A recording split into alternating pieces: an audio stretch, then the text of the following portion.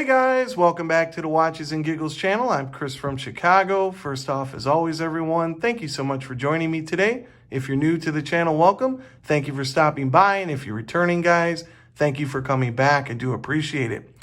Guys, in today's video, we're going to be talking about the luxury watch market, what's going on with Omega, Rolex, and Tudor, and just the availability and pricing. But before we get started with that, and before we get started with the wristwatch check, I just want to thank each and every one of you that have subscribed to the channel, as I'm fast approaching 2,000. Very humbled by that, guys. You know, I don't ask you to like and subscribe and do all that stuff. I'd actually prefer you to comment, as I love interacting with you guys. But thank you for doing that. It's very humbling, and I do appreciate it. But all right, guys, let's see what I'm wearing. And today I have on the Tudor GMT. And I love this watch, guys. Besides it sitting a little high, as you can see, it is a little slabby, but it sits on my 7.5-inch wrist beautifully. And if you have a smaller inch wrist, I understand why this may not be for you, but for the larger wrist gentleman or lady out there, I think it's perfect.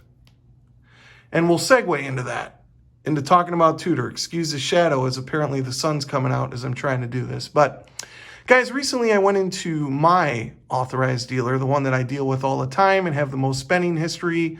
You'll know recently I went into another one as I got the call, and it turned out to be a BB58 Blue Bay when I was thinking it was going to be a sub no date or a Cermet or Kermit 2.0. So I was a little irritated and didn't pull the trigger. But that doesn't mean I don't love that watch, because I do like that watch. And that goes with what I'm about to say. So I walked in to my authorized dealer, the one I deal with all the time, and walked over to the Tudor case, and lo and behold, they had 4.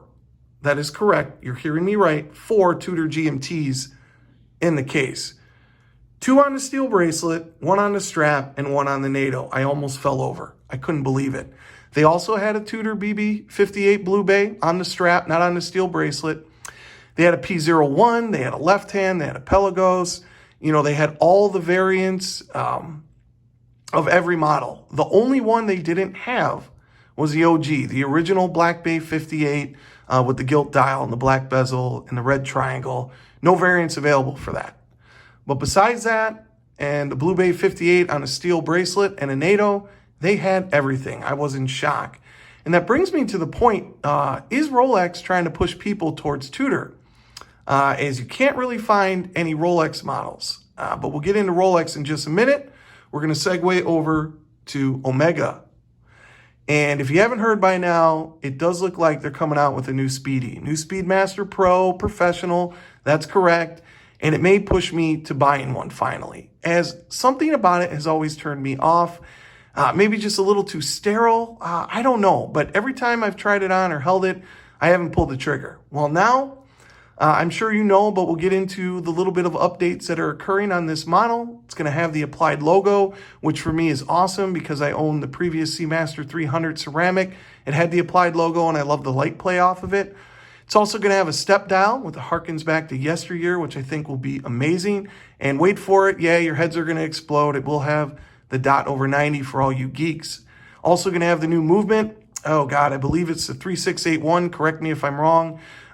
You know, the coaxial movement it's going to go to, all that good stuff. So that's cool. I care less about the movement, more about the aesthetics personally with that watch, because it's always been the aesthetics on the dial that's kind of turned me off, believe it or not. But also, guys, it's going to have this bracelet from the Moonshine 50th anniversary, obviously not in gold, but in steel, and it's going to taper, which I think that will be fantastic. I don't know the clasp and the adjustability, but I'm hoping it's the one where they put the applied Omega logo on it at the end, kind of like Rolex does with the crown. I think that would be cool. And if they put their push button system on it for adjustability, I think that would pull me over the top, guys. I think I would pull the trigger on that. Now, price-wise, we're not really sure, but it doesn't look like it's going to be a huge jump. It's looking like, at the most, it's going to be $1,000 more. So, nothing too drastic, and for everything that you're getting, I think that would be fine, as long as it's not, you know, 8,000 or 9,000 American MSRP. If it's 6.5, 7.5, I think that would be just fine for me personally, with justifying the price. But all right, guys, and now let's get to most of our favorites, Rolex, guys.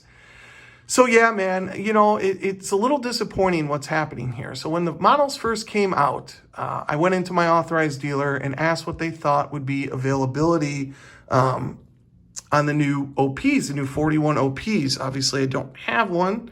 Just thought I'd open it up and show you guys what I am working with. But yeah, I thought availability, and apparently the manager thought availability would be fine for the OPs, the 41 millimeter ones, guys. And it's not. They are a waitlisted watch or a preferred clientele watch. I don't know, whatever we're calling it nowadays. But they are going for obscene money for a $5,900 watch, guys. I mean, the only ones that only have a slight premium as of now is a silver and gold accent dial, going for about $8,000. The blue sunburst, the black sunburst are going for about $8,000. But the yellow, coral red, and turquoise are all going between $11,500 and $13,000 for an Oyster Perpetual. And I think that is nuts. I don't know if it's just the time of year, and maybe 2021 will bring something else and availability will get a little better. But it seems like Rolex is being sneaky, and with their sister brand Tudor, they are flooding the market, flooding the ADs, I should say, with Tudor, and trying to push you towards that brand. At least that's what it seems like to me, because not only can you not get an OP41, we obviously know Steel Sports, these three guys, this will probably be the easiest one to get. Ironically, the Explorer is harder to get than the SD43, but we know the Batman or Batgirl is almost impossible to get from your AD. I was very lucky to get one over, oh gosh, a year and a half ago now. But availability just isn't there. Not only that, but solid gold watches. Like, you would see solid gold Submariners in the case. You don't see that anymore. People are snatching up solid gold Submariners like nobody's business. I don't see hardly any solid gold Daytonas. I mean, really any solid gold watch. I mean, I did see in Maine, when I was recently on vacation, the root beer solid gold in the case, which I've never seen that before. And if I had the money, I would have bought it, but I don't have that kind of cash laying around to buy that. But yeah, guys, even solid gold watches are being hard to get, as well as two-tone. Ah, man, the bluesy guys, the two-tone bluesy always used to be easy to get. Even, oh my gosh, 6-7 months ago, before the whole line of 40 millimeter Submariners got discontinued, I saw a bluesy sitting in the case. And you can't even get a bluesy now. They are hard to come by. Any two-tone watch, the GMT root beer, maybe the Yachtmaster might be a little easier to find with the Sunburst brown dial, but even those are hard to find. I mean, everything, Rolex is just making it a pain in the butt to buy anything. And you know what, guys, that's sad. But really what saddens me most is the OP, the 41 millimeter, their entry-level watch, which is not even technically a sports watch. You can't buy it. So come on, Rolex, this is me shouting out to you. Let's do something about that and pump those OPs out there for people wanting to get into the brand. But that's going to do it for today's video, guys. I do want to say happy holidays as Christmas is approaching. Hope everyone's doing well, and I'll talk to you guys next time. Take care.